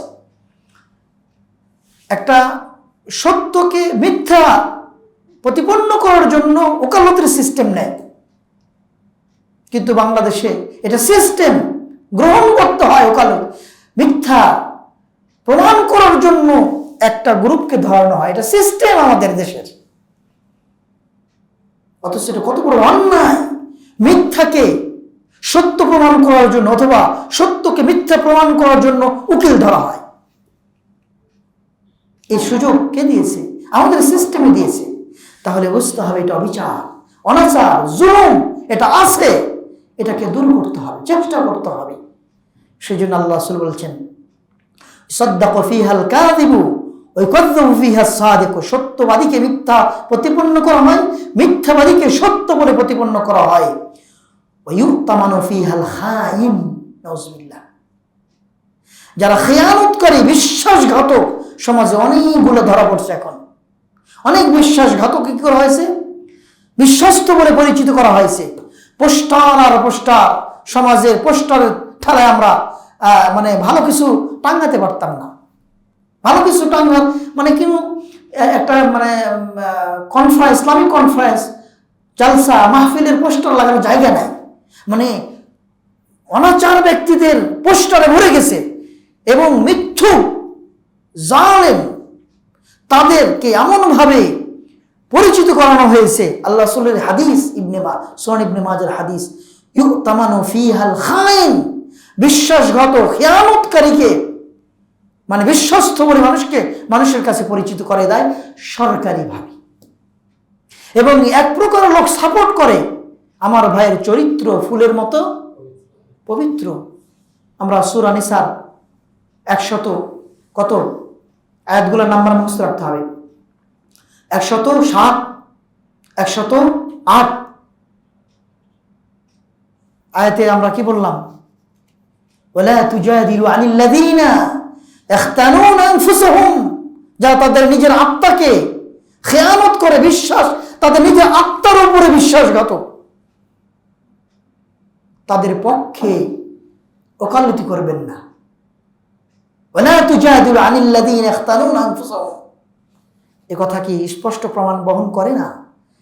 আপনার আমার চরিত্র, নীতিনৈতিকতা কত নিচে নেমেছে, যে হকের পক্ষে তো কথা বলি না, কিন্তু অনাচার, অবিচার, জুলুমের পক্ষ নিয়ে আমরা কথা বলি। অথচ আয়াত আমাদেরকে কি সতর্ক অবলম্বন করতে শিখায়। প্রিয় উপস্থিতি, আমরা বলছিলাম আল আইমানুল কাযিবা, মিথ্যা সাক্ষী দেওয়া। মিথ্যা সাক্ষী দেওয়া এখন অহরহ রয়েছে। অথচ আল্লাহ রাসূল বলছেন, মান ইক্তাতা হাক্কা ইমরিইন মুসলিমিন বিয়ামিনিহি, আপনার সাক্ষী দানের মাধ্যমে যদি কোনো মানুষের অধিকার হরণ করা হয়, ফাকাদ আওজাবাল্লাহু লাহু নার, তার জন্য জাহান্নামের আগুন ওয়াজিব হয়ে যাবে, আবশ্যক হয়ে যাবে। এটা আমার কথা নয়, নবী সাল্লাল্লাহু আলাইহি ওয়াসাল্লাম বলেছেন, আল্লাহর নবী বলেছেন। এই হাদিসটি মুসলিম শরীফের হাদিস। হয়তো মনে বলেন যে হয়তো বা এটা হাদিস প্রমাণিত কিনা, না প্রমাণিত, মুসলিম শরীফের হাদিস। আল্লাহ রাসূল আরো বলছেন, হাররামা আলাইহিল জান্নাহ, জাহান্নাম তো অবধারিত এবং জান্নাত হারাম। ফাকাল রাজুলুন, একজন ব্যক্তি আল্লাহ রাসূলকে বললেন, ওয়াইন কানা শাইআন ইয়াসীরান ইয়া রাসূলুল্লাহ, হে আল্লাহর নবী, এটা যদি সামান্য ক্ষেত্রে হয়, ছোট্ট ক্ষেত্রে হয়, তাহলেও কই মিথ্যা সাক্ষী দেওয়ার কারণে জান্নাত হারাম হয়ে যাবে? আল্লাহ রাসূল বললেন, ওয়াইন কাযীবান মিন আরাক, সুবহানাল্লাহ, এটা যদি আরাক নামক গাছের একটা ছোট্ট ডালও হয় মুসআদ পরিমাণ, সেই মুসআদ পরিমাণ মানে যে ডাল আরাক নামক গাছের, সেই পরিমাণ যদি আপনি কাউরি অধিকার নষ্ট করেন, হরণ করেন, তাহলে আপনার উপর জাহান্নাম, মানে জাহান্নাম অবধারিত এবং জান্নাত হারাম। এটি আল্লাহ রাসূলকে ক্লিয়ার, আল্লাহ রাসূলের কাছ থেকে সাহাবায়ে কেরাম ক্লিয়ার করে নিয়েছেন। তাহলে যারা শত শত কোটি নয়, হাজার হাজার কোটি টাকা আজকে আপনার পেপার পত্রিকা খুললেই পাওয়া যায় এই মাত্র 1 সপ্তাহের ব্যবধানে অমুক ব্যাংক থেকে 36,000 কোটি টাকা লুপাট করা হয়েছে, অমুক কোম্পানি থেকে ঋণ। এগুলি তো আর দেওয়ার ব্যবস্থা নেই। সুবহানাল্লাহ। এই টাকাগুলি কার? বিভিন্ন মানুষের, বিভিন্ন পর্যায়ের মানুষের এই টাকাগুলি যেভাবে আত্মসাৎ করা হয়েছে আপনি দেখেন। এবং মিথ্যা সাক্ষীর কথা আমরা বলছিলাম। আরেকটি হলো কাতমুশ শাহাদা আল্লাতী ইয়াতারাত্তাবু আলাইহা হুকুকুল আখারিন, এবং অন্যের অধিকার হরণ করে আত্মসাৎ করে যে শাহাদাত, সাক্ষী গোপন করা, অর্থাৎ আপনি জানেন যে এটা অন্যের অধিকার ছিল কিন্তু না জেনেই চুপ করে বসে রইলেন। যেমন আমাদের দেশের অনেক মন্ত্রী মিনিস্টাররা জানেন যে অনেক টাকা পয়সা লুটপাট করা হচ্ছে, তারপরে চুপ রয়েছেন জানার পরেও। তাহলে এটি হলো যে সাক্ষী গোপন করা। সত্যটা জানার পরও আমি প্রকাশ করলাম না, তাহলে এটি অবশ্যই আল্লাহ তাআলা সূরা বাকারা 140 নম্বর আয়াত কি বলছে দেখেন, ومن أظلم ممن كتم شهادة عنده من الله وما الله بغافل عما تعملون। সূরা বাকারা 140 নম্বর আয়াত আল্লাহ বলছেন যে তার চেয়ে অধিক জুলুমকারী, অত্যাচারী, অনাচারী আর কে হতে পারে? মিম্মান কাতাবা শাহাদাতান ইনদাহু মিনাল্লাহ, যে জিনিসটা জানে যেটা এটা সত্য অথবা এটা অধিকার নষ্ট করা হচ্ছে, তারপরে সাক্ষী না দিয়ে চুপ করে রয়েছে। সম্মানিত উপস্থিতি, আল্লাহ তাআলা বলছেন আল্লাহু বিগাফিলিন আম্মা তা'মালুন, তোমরা যা করছো সে বিষয়ে আল্লাহ বেখবর নন। বেখবর নন তার প্রমাণ হলো আজকের অবস্থা। আল্লাহ তাআলা এই অধিকারগুলি যেগুলি হরণ হয়েছে সেগুলি প্রকাশ করে দিয়েছে, আমরা জানতে পেরেছি, আপনারা জানতে পেরেছেন, অনেক মানুষ জানবে, অনেকের অধিকার ফিরিয়ে পাবে। আল্লাহ যে বেখবর নন, আল্লাহু ওয়ামাল্লাহু বিগাফিলিন আম্মা তা'মালুন। এবং জুলুমের ক্ষেত্রে, বান্দার জুলুমের ক্ষেত্রে, মানে বান্দার সাথে সংশ্লিষ্ট জুলুম আর এক প্রকার হলো কর্মচারীদেরকে কাজ করিয়ে নিয়ে তাদের বেতন না দেওয়া। 36 মাস, 30 মাসের উপরে বেতন নাই তাদের। অথচ আল্লাহ রাসূল সাল্লাল্লাহু আলাইহি সাল্লামের স্পষ্ট হাদিস, আল্লাহ রাসূল সাল্লাল্লাহু আলাইহি সাল্লাম বলছেন সালাসাতুন আনা খাসমুহুম ইয়াউমাল কিয়ামা, আমি মুহাম্মদ নিজে তাদের সাথে ঝগড়া করব। কার কথা? নবী সাল্লাল্লাহু আলাইহি সাল্লামের কথা। আমি মুহাম্মদ নিজে তাদের সাথে ঝগড়া করব। 3 প্রকার ব্যক্তি। এটি ওই এমন হাদিস নয় যে এর মধ্যে সন্দেহ রয়েছে, এটি বুখারী শরীফের হাদিস। সালাসাতুন আনা খাসমুহুম ইয়াউমাল কিয়ামা, কিয়ামতের দিনে 7 প্রকার মানুষ যাদের সাথে আমি ঝগড়া করব, তার মধ্যে এক প্রকার হলো ওয়ারাজুলুন ইস্তাজারা আজীরান, ওই ব্যক্তির সাথে আমি ঝগড়া করব যে কি করেছে, কর্মচারী নিয়েছে, নেওয়ার পরে ফাস্তাউফা মিনহু, তার কাজ আদায় করে নিয়েছে, ওয়ালাম ইউতিহি আজরা, কিন্তু তার প্রাপ্য বুঝিয়ে দেয়নি। কাজ আদায় করে নিয়েছে কিন্তু অধিকার বুঝিয়ে দেয়নি। এটি বুখারী শরীফের হাদিস। এই হাদিস আল্লাহ রাসূল বললেন আনা খাসমুহুম ইয়াউমাল কিয়ামা, কিয়ামতের দিনে আমি নিজে কি হব, যা তাদের সাথে মানে বিবাদী হবে। বাদী বিবাদী থাকে না, আল্লাহ রাসূল সাল্লাল্লাহু আলাইহি সাল্লাম। সম্মানিত উপস্থিতি, আসুন তাহলে কোনোভাবেই জুলুমের বিষয়টাকে অবহেলা করা যাবে না। সেটি আল্লাহর ক্ষেত্রে হোক, মানুষের অধিকারের ক্ষেত্রে হোক, বা সামনে আরেকটা পয়েন্ট আসবে নিজের অধিকারের ক্ষেত্রে হোক। তাহলে এটি বুঝতে পারলাম। আরেক প্রকার জুলুম, আমি ঋণ নিয়ে, যেটি বাস্তবতা হলো ব্যাংকের বিষয়গুলো, ঋণ নিয়ে ঋণ না দেওয়া। আল মুমাতালা ফিদ দাইন, ঋণ নিয়েছেন, নির্দিষ্ট একটা চুক্তি রয়েছে, সেটা গ্রামে হতে পারে, পাড়া প্রতিবেশীর হতে পারে, ঘনিষ্ঠ আত্মীয় স্বজনের জন্য ক্ষেত্রে হতে পারে, রাষ্ট্রের কোনো সম্পদ, রাষ্ট্রের ব্যাংক থেকে হতে পারে। আপনি ঋণ নিয়ে সক্ষম দিচ্ছেন না। আল্লাহ রাসূল বলছেন মাকলুল গানি যুলমুন, ধনী বা সচ্ছল ব্যক্তির ঋণ পরিশোধ না করা এটা জুলম। আমরা আজকে জুলমের উপর আলোচনা করছি, আজকে আমরা অবিচারের উপর আলোচনা করছি। তাহলে এটি বুঝতে হবে, কোনো মানুষ যদি ঋণ পরিশোধ করতে সক্ষম না পরিশোধ করে, কিন্তু কেউ সক্ষম নয়, সক্ষম না হলে তার উপরে বাড়তি কিছু আরোপ করা এটাও জুলুম। ধরেন আমি আপনার কাছে কিছু নিয়েছি, আমি সক্ষম দিতে দিচ্ছি না, এটা জুলুম। আবার আমি কিছু নিয়েছি কিন্তু দিতে পারছি না, দিতে না পারার কারণে আমি 5,000 টাকা মানে ঋণ নিয়েছি, দিতে পারছি না, বাস্তবেই দিতে পারছি না, হয়তো বা কোনো কারণে দিতে পারছি না, সে সক্ষমতা হয়নি, বাস্তবে যদি এরকম হয়, কিন্তু আপনি চাপিয়ে দিচ্ছেন যে না, আপনি 1 মাস দেরি করলে 1,000 টাকা বেশি দিতে হবে, এটাও আবার জুলুম। দেখেন শরীয়ত দাতা এবং গ্রহীতার ক্ষেত্রে কতটুকু আদল ইনসাফ করেছে, খেয়াল করেন, যে কোনোভাবে যেন জুলুম না হয়ে যায়। তাহলে রিশওয়া, যে সুদ ঘুষ, আপনার মিথ্যা সাক্ষী এলে তো বুঝতেই পারছি যে কত প্রমাণ জুল। আচ্ছা, জুল অন্যের ক্ষেত্রে, আমরা সম্পদের ক্ষেত্রে বললাম, এটা মানে মানুষ সংশ্লিষ্ট, অন্য অধিকার সংশ্লিষ্ট, এটা শারীরিকভাবে জুলুম হতে পারে। শারীরিকভাবে কিভাবে জুলুম? যে আপনি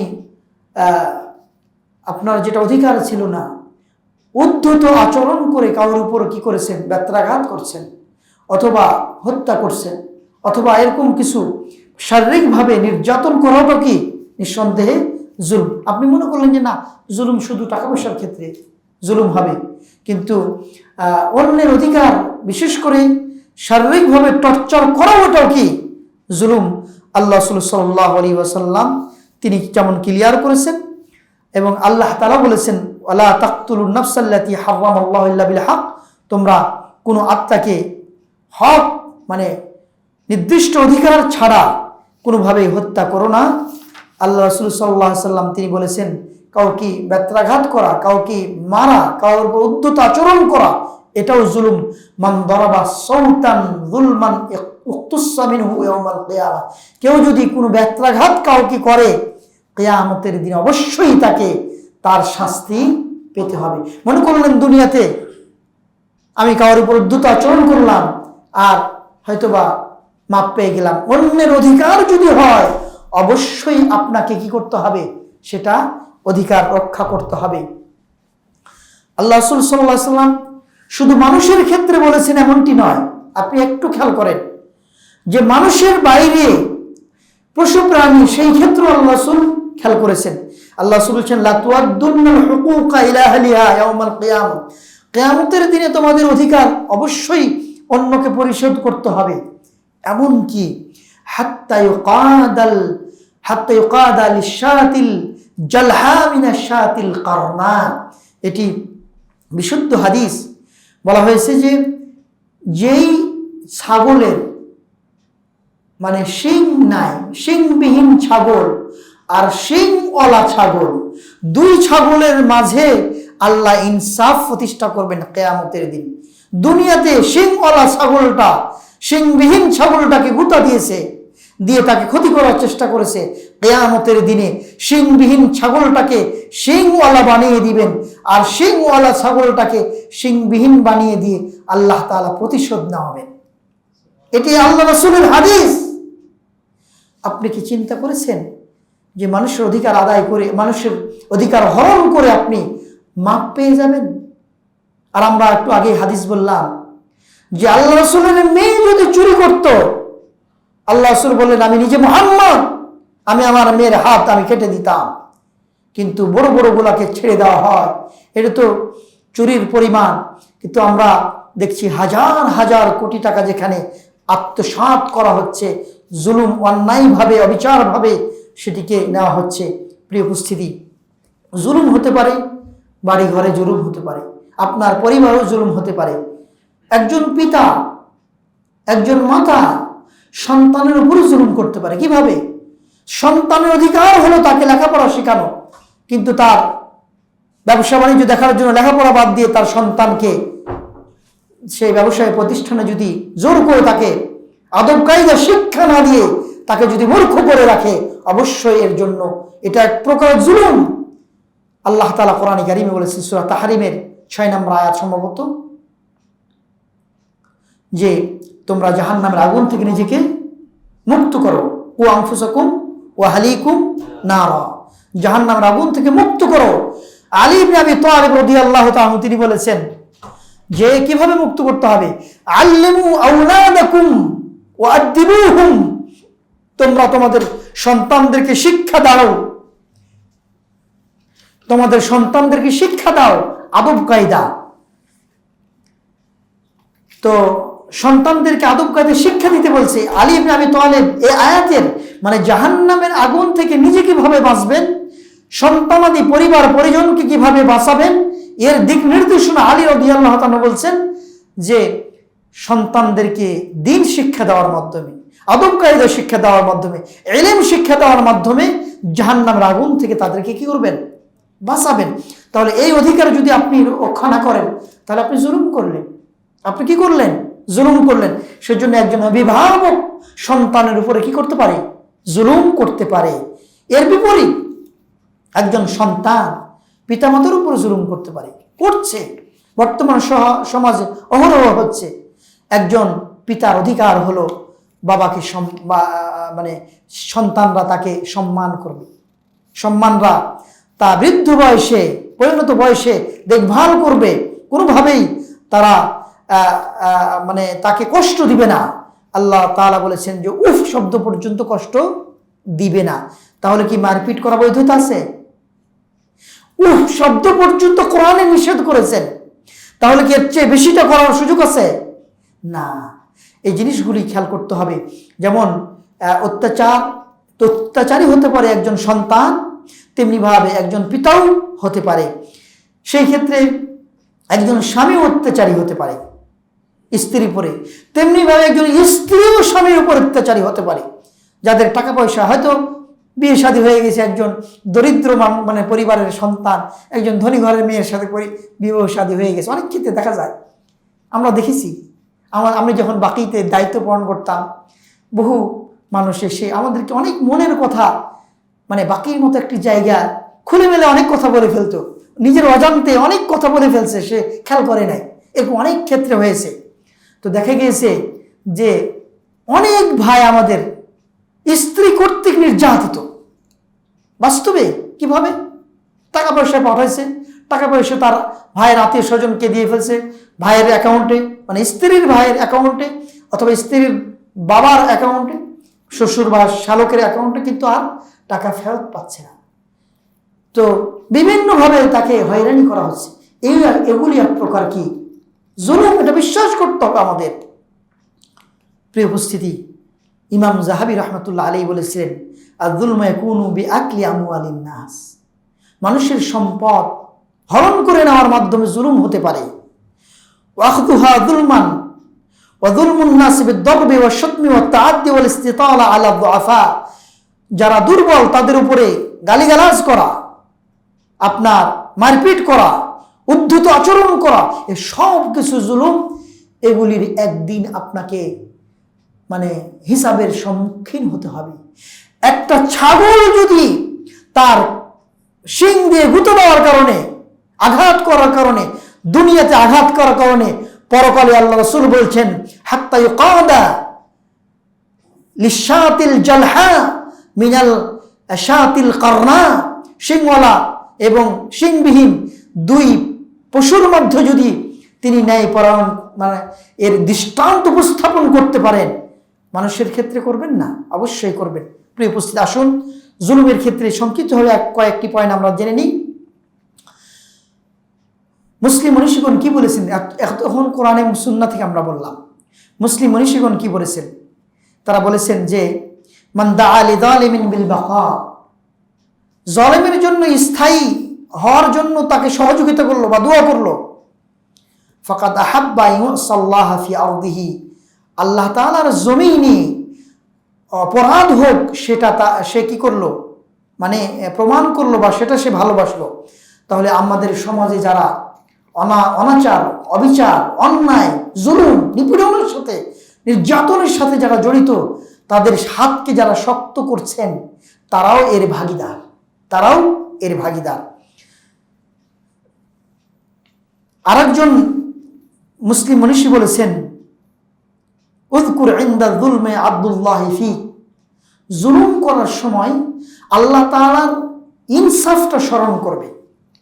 আল্লাহ যে মুনসিফ, ইনসাফদার আল্লাহ তাআলা, এটা স্মরণ করতে হবে।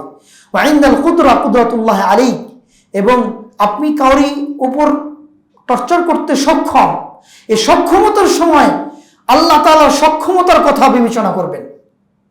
আল্লাহ যে পরাক্রমশালী সে কথা বিবেচনা করবেন। লা ইউজিবুকা রাহবুল, যাই হোক আরো কথা এসেছে। আব্দুল ইবনে মাসউদ রাদিয়াল্লাহু তাআলা বলছেন, যখন আল্লাহ তাআলা ইউনূস আলাইহিস সালামের কওম থেকে আযাব উঠিয়ে নিলেন, শাস্তি উঠিয়ে নিলেন, তখন তারা বুঝতে পারলো যে আমরা কত অত্যাচার অনাচারের মধ্যে ছিলাম। তখন জুলুম যে অনাচার করেছিল সেগুলো ফিরিয়ে দিতে চাইল, তাদের অন্যদেরকে ফিরিয়ে দিতে চাইল। হাত্তা কানা রাজুলু লা ইয়াকলাউল হাজার মিন আসাসি ফায়রুদ্দুহু ইলা সাহিবি, এমনকি সেই মানুষরা বুঝতে পারলো যে জুলুম করলে শাস্তি নেমে আসে। এটা যখন বুঝতে পারলো, ইবনে মাসউদ রাদিয়াল্লাহু তাআলা বলছেন, তখন যে ব্যক্তি একটা ইট জোরপূর্বক নিয়ে তার বাড়ির তার বিল্ডিং এ লাগিয়েছিল একটা ইট, সেই ঘরের ইট, তার বাসার ইট, তার ভিত্তির ইটটাকে খুলে নিয়ে তাকে ফেরত দিয়েছে। আল্লাহ রাসূল সাল্লাল্লাহু আলাইহি ওয়াসাল্লামের সাহাবী এভাবে বলেছেন।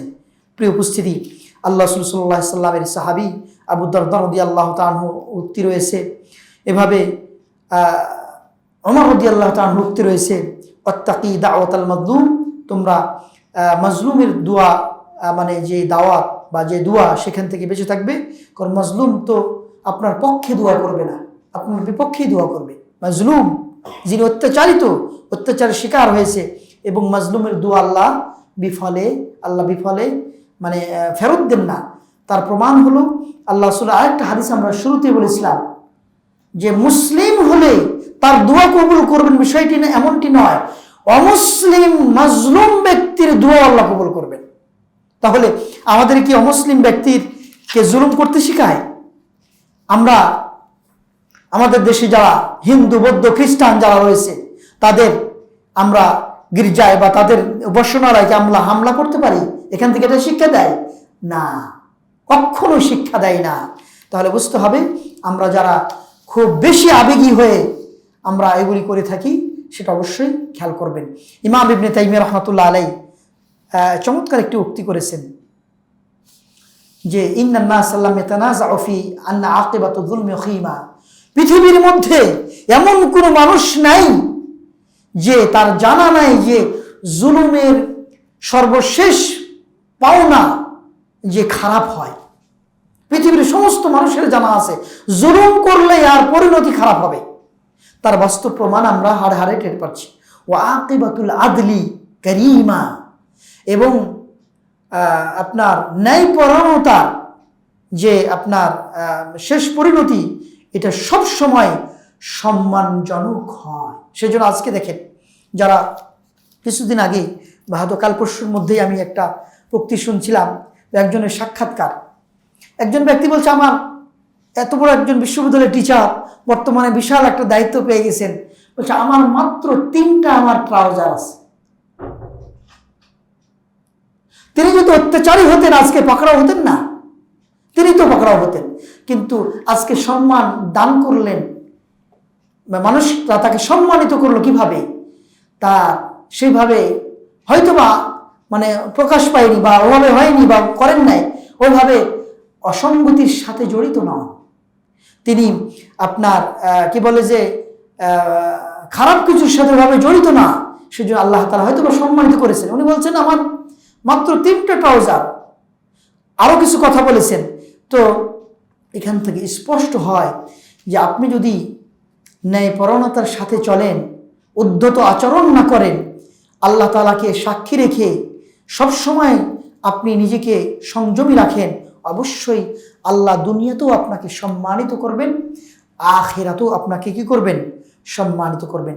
সংক্ষিপ্তভাবে আমাদের যে আলোচনা আমরা করলাম, মাত্র ছোট্ট ছোট্ট করে কয়েকটি পয়েন্ট বলে আমি শেষ করব যে এই জুলুম থেকে, জুলুম কেন করে? শয়তানের চক্রান্ত এবং আত্মা, একটা আত্মা আছে আন্নাফসুল আম্মারা বিসু, যে খারাপ আত্মা সবসময় তাকে প্ররোচনা দেয় এখান থেকে বেঁচে থাকার জন্য। আর শয়তানের কুমন্ত্রণা তো আছেই, সেগুলি থেকে আমাদের বেঁচে থাকতে হবে। আমরা সর্বাবস্থায় জুলুমের অনাচার থেকে আমরা বেঁচে থাকার চেষ্টা করব। আল্লাহ রাব্বুল আলামিন যেন আমাদেরকে সর্বাবস্থায় অন্যের অধিকার হরণ করা থেকে আমাদেরকে কি বাঁচিয়ে রাখেন। কে দেখলো, কেউ আমাদের পাকড়াও করবে সেটা না, আল্লাহ তাআলা তো আমাদের দেখছেন, সেটা যেন আমরা সর্বাবস্থায় স্মরণ রাখি। এবং আল্লাহ তাআলা আমরা যে ভালো কাজগুলি করছি এর বিনিময়ে আল্লাহ তাআলা দুনিয়া এবং আখিরাতে যেন আমাদের বিনিময়ে দান করেন। বিশেষ করে যারা কঠিন অবস্থায় পতিত, যারা জুলুমের শিকার হয়েছেন, যারা দুনিয়াতে জুলুমের শিকার হচ্ছেন, সেটা বাংলাদেশে হোক, পৃথিবীর আরও যে কোনো প্রাণ অঞ্চলে হোক, আল্লাহ তাআলা যেন তাদের দুনিয়া এবং আখিরাতে সম্মানিত করেন এবং তাদেরকে জুলুমের এই কষ্টাঘাত থেকে আল্লাহ তাআলা তাদের হেফাজত করেন। আমিন। সুবহানাকাল্লাহুম্মা বিহামদিকা আশহাদু আল্লা ইলাহা ইল্লা আনতা আস্তাগফিরুকা ওয়া আতুবু ইলাইক। আসসালামু আলাইকুম ওয়া রাহমাতুল্লাহ।